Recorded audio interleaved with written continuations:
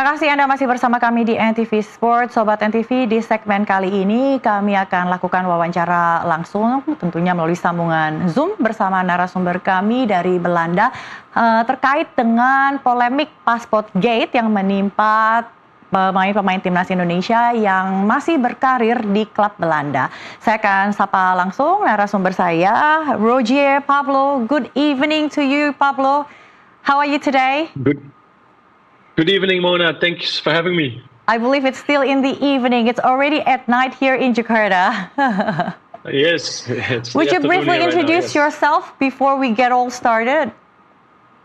Yes, my name is Rogier Pablo, and I'm a part of the podcast, de Derde Helft. And we talk about the football in Holland every Monday at 8 o'clock.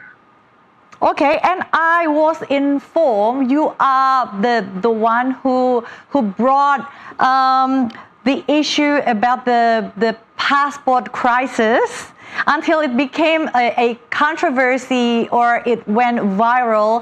In Indonesia, we know that with the term Passportgate. Can you tell us more about that? Yes, of course. So it revolves around Dutch players who wanted to play for Indonesia and became Indonesian.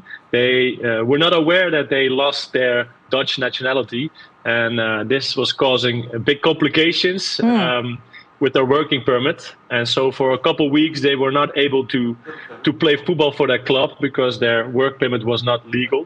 And this was breaking news in the Netherlands as well, and it referred to the Passportgate. It has. So were you the one who brought the issue up, as in like the one who blew this issue up until it became like the talk of the town? Yes, I was unaware that this would happen, but a year ago there was already an article in the Football International. Where they were talking about this issue, but after a year, I noticed that this issue was happening because I was at a party and I talked to a lawyer, and they told me about this problem. So I referred in the podcast to Derde Helft about it, and not knowing that a big club as NAC Breda would take legal steps against Go Ahead Eagles because of Dean James. I was not aware that they would take this so seriously and listen to the podcast and eventually take those legal steps. And after that, it blew up. It was big in the media, and it causes big troubles in the. Could you tell us more in detail, Pablo? How did you first encounter with this issue? Is it just a coincidence that you bump into a lawyer at the club, or how it became all viral in the end? So I was at a party talking to a lawyer, and I was talking about the podcast, and he told me about this issue. So I thought this was really interesting. So I was looking it up, found the article that was written a year before that. But the thing that I did was I made it more clear, and I talked about one person and one club. In this case, it was Dean James.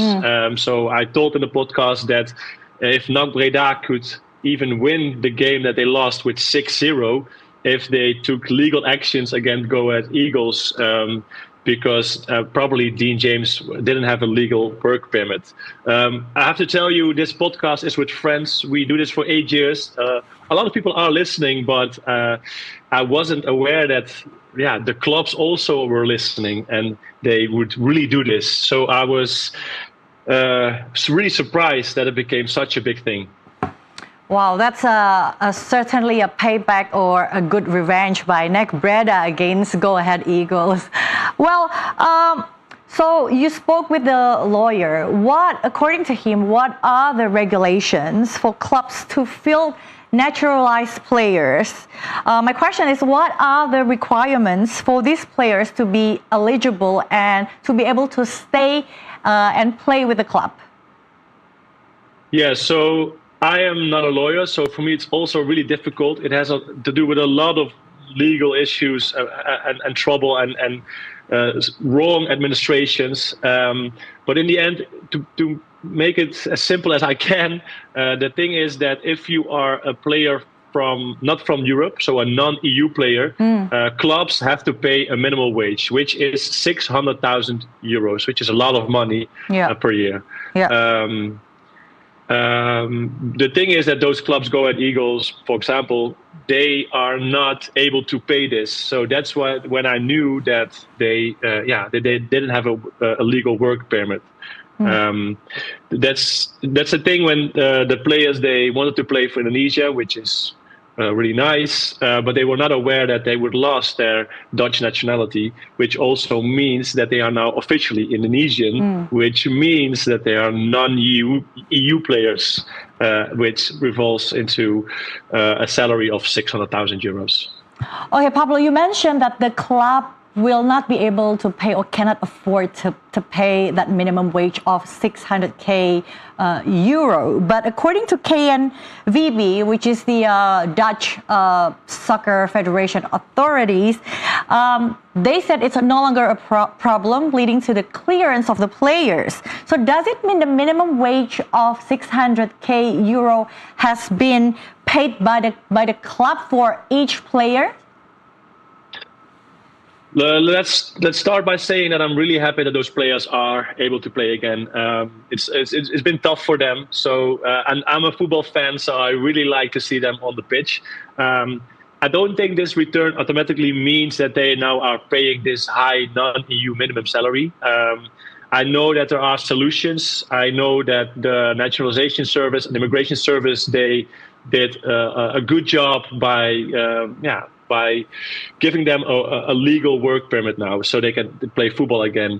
I'm not sure if there's a solution now for the whole issue for the rest of always, but for now on there's a solution. But I don't think they are paying the salary right now, but I'm happy that they at least can play football now again. But yeah, they are still busy on it and working on it just to find a solution for the rest of our lives. Does your gut say somebody or some big enterprise or anyone just pop up and pay the money? Oh, sorry, say it again? Does your gut say somebody with large amount of money just appeared and pop up and just clear and pay the money? Well, that would be really interesting, and I hope for the football players that they get this amount of money, and they deserve it after all this hustle that they are paid properly. But I think it's unfair that that players from outside the EU have to be paid this big of salary, because the bigger clubs in Holland, they are able to pay this. But the smaller clubs, they aren't able to pay this. So this is unfair, I think. So I think they should do something about this, this legal issue. Because at the end, why I ask this question? At the end of the day, law is still a law, and you are bound to follow the regulations, right? And another issue is Indonesia is soon to naturalize another player from the Netherlands. And do you think this issue will become a hurdle for them or for Indonesian to acquire more players from the Netherlands? Only the future will tell. Again, I don't make the laws, I don't make the regulations, and I'm not a lawyer as well. I just like to see football, watch football, talk about football, come up with interesting stories and takes. That's what I can do. I cannot look into the future. I think people who are smarter than I am about this should make good rules about it, so that they can sign those players for Indonesia as well, and that the problem will have a good solution. Okay, since you said you only talk about football, let's talk about football. What do you think of the quality of Indonesian players or Indonesian Dutch players who currently play for Indonesian national team? I like them. I think they are doing a good job. I don't know about which player do you want to talk about? Martin Paes, perhaps? What? Which players you're familiar with the most?